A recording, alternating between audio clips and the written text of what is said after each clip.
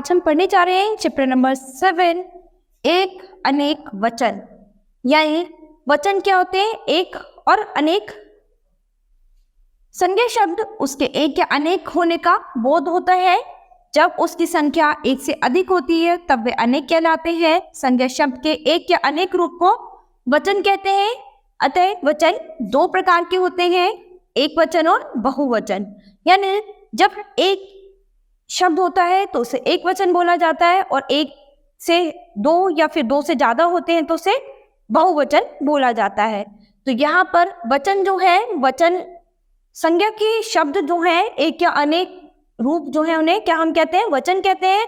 और वचन हमारे कितने प्रकार के होते हैं? दो प्रकार के होते हैं, एक वचन और बहुवचन। क्लियर?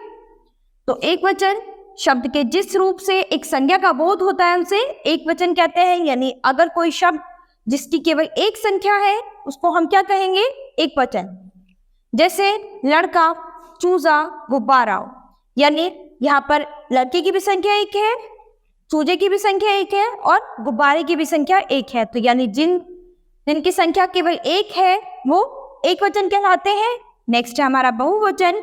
शब्द के जिस रूप से एक से अधिक संख्या का बोध होता है वो हमारे क्या कहलाते हैं? बहुवचन कहलाते हैं। जैसे लड़के, यानी यहाँ पर बहुत सारे लड़के हैं, यानी 3 लड़के हैं, तो ये क्या हो गए? बहुवचन।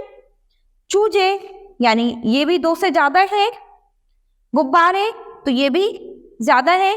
तो जो चीजें हमारी एक से ज्यादा है, यानी 2 या 2 से ज्यादा है, वो हमारी क्या कहलाएंगी? बहुवचन। संज्ञा के जिस रूप से संख्या का बोध होता है, यानी संज्ञा का वो रूप जिससे हम संख्या का बोध करते हैं, वो हमारे क्या कहलाते हैं? वचन। तो यानी वचन की सीधी सीधी डेफिनेशन क्या है हमारे पास? संज्ञा के जिस रूप से हमें संख्या का बोध होता है, यानी वो एक वचन है, यानी एक संख्या है या फिर एक से ज्यादा है। अगर एक संख्या है तो एक वचन, और एक से ज्यादा संख्या है तो बहुवचन। नेक्स्ट है, नीचे दिए गए एक वचन और बहुवचन शब्दों को याद कीजिए। जैसे कि एक वचन है, ये सभी शब्द एक वचन है। जैसे कि यहाँ पर घोड़ा है, सिंगल है। पुस्तक है, ये भी सिंगल है। लड़की भी सिंगल है। खिलौना भी, पेंसिल भी और तितली भी, ये सब क्या है? एक वचन है। और ये सभी क्या है? बहुवचन, क्योंकि ये 2 या 2 से ज्यादा है।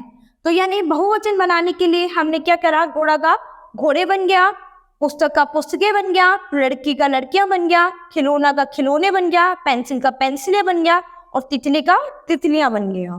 ठीक है, इनसे स्पष्ट है कि एक से अनेक रूप होने पर संज्ञा शब्दों के रूप बदल जाते हैं। यानी अगर एक से ज्यादा हो जाते हैं तो संज्ञा का रूप बदल जाता है।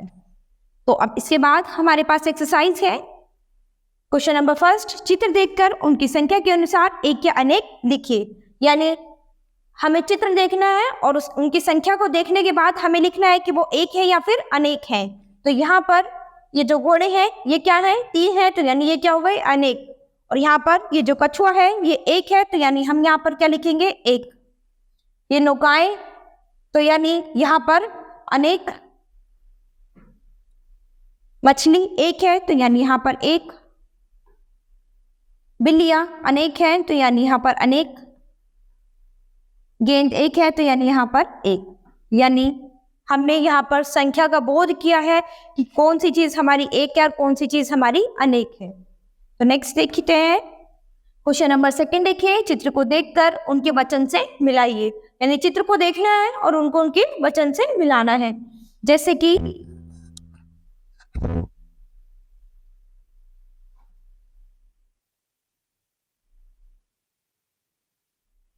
मछली है और यहाँ ये मछलियां हैं। ठीक है, झूले हैं, तो ये झूले हैं। इसके बाद पेंसिलें हैं, तो पेंसिल है। घोड़ा है तो घोड़े हैं। तारे हैं। तो ये कुछ इस तरह से हमने इन चीजों का मिलान किया है, यानी एक और अनेक शब्दों का मिलान किया है। क्वेश्चन नंबर 3 देखिए, रिक्त स्थान भरिए। एक वस्तु को क्या कहते हैं? एक वचन। अनेक वस्तु को क्या कहते हैं? बहुवचन। तो यानी यहाँ पर हमने एक और अनेक शब्दों के बारे में पढ़ा है इस चैप्टर में।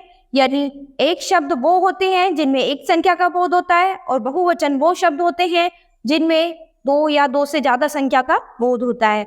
और संज्ञा के जिस रूप से हमें संख्याओं का बोध होता है वो हमारे वचन कहलाते हैं। वचन दो प्रकार के हैं, एक वचन और बहुवचन। तो यहाँ हमारा ये चैप्टर कंप्लीट होता है। इसमें हमने अपनी संख्याओं का बोध किया है, यानी एक संख्या को एक वचन और बहुत सारी से अनेक संख्याओं को बहुवचन कहा जाता है। तो बच्चों, अब हम अपनी नेक्स्ट क्लास में मिलेंगे नए चैप्टर के साथ।